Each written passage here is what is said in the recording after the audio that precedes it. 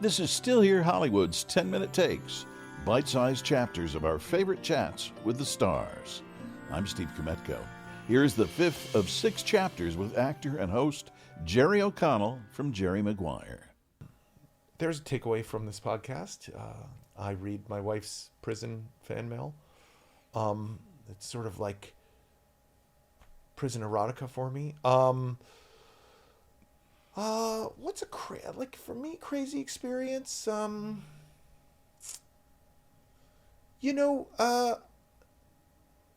guess I can't give you like one experience, like this crazy thing happened to me. But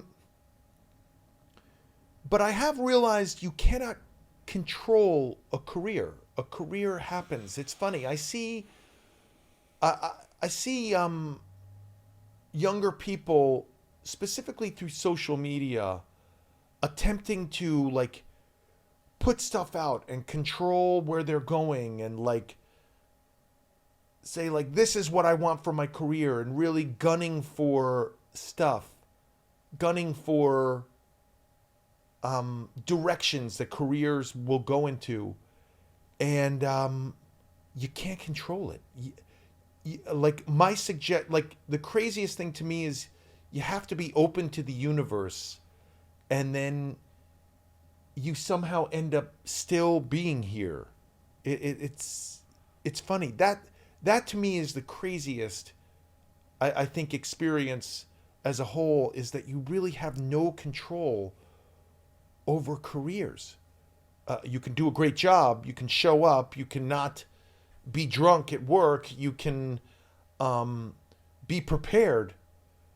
But really, you have no control over how long it lasts, where you're going with it, or where it's going. Right.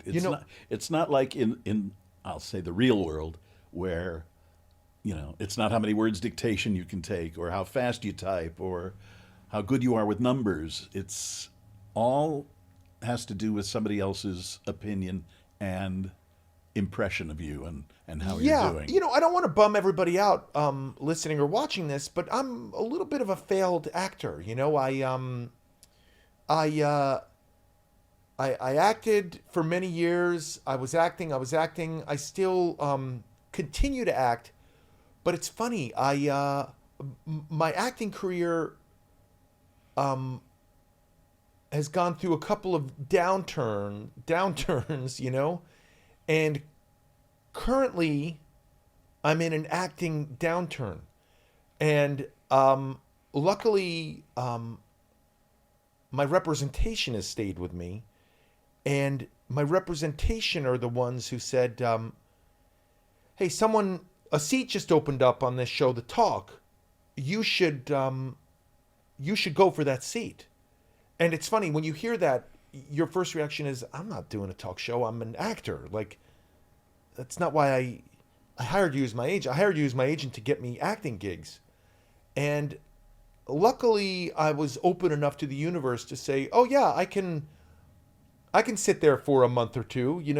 They need someone. And then I guess I did a good job for a month or two, because they said, we'd like to hire you to a multi-year contract and pay you money to do this, and you'll have a job. And so I think the most astonishing thing to me is how I have no control over my professional life. That's crazy. Because I thought coming in here as a young man, I was I control everything. I'm in charge of where I go. I'm in charge of me. I'm going to decide whether I'm acting or not. And I'll stop acting when I say I'm stopping acting. Steve, I have no control of anything. But you have something that other people don't in this town, and that's some stability. If you're signed to a 4 or 5 year contract, you're going to get a check for a while. I have stability currently right now, but really I have no stability in the long run. I just don't. That's what I'm trying to say. I have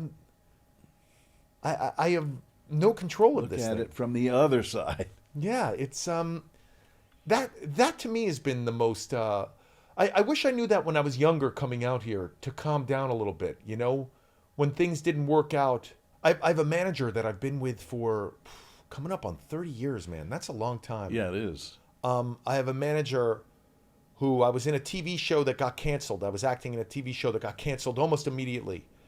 And this is really when TV and like right before streaming, where shows were getting canceled like left and right. And I was in like 3 or 4 of them in a row.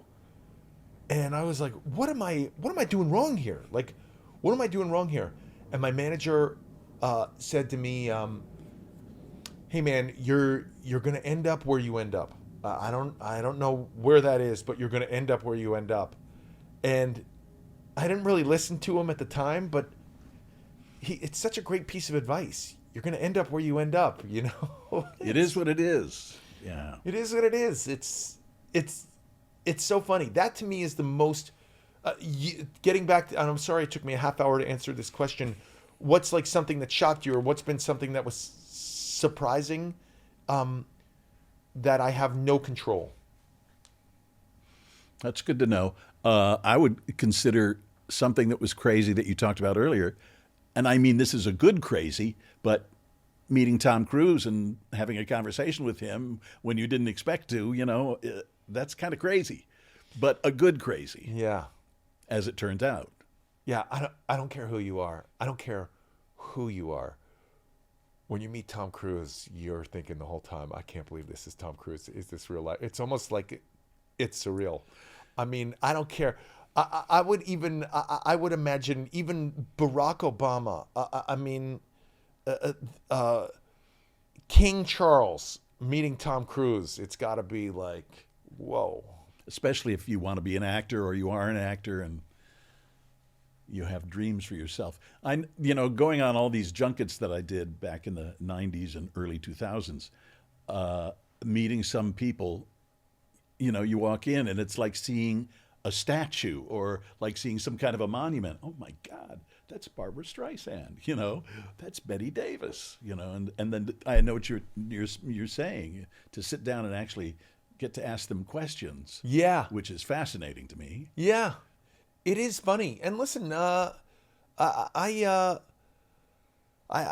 tip my hat to what you have to do. You have basically a 5-minute window to get someone to say something entertaining about the project that they're trying to sell. And a lot of times you're eliciting stuff out of them and you have to make it like you've known them for years. And it's a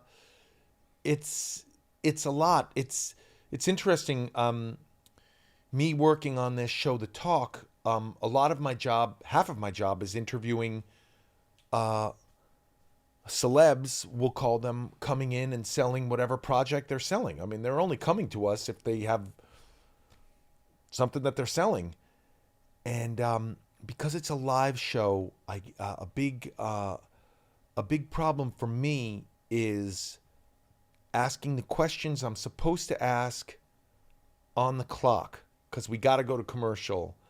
And I get into a lot of trouble going off topic. If somebody says something, I sort of go down that road and I run out of time to say, oh my gosh, you have a movie that's coming out on Friday. And we'll be back. Yeah, and I've gotten in trouble a couple times. So to watch the next chapter, click the box. If you're listening and download our episodes, it should start in a moment.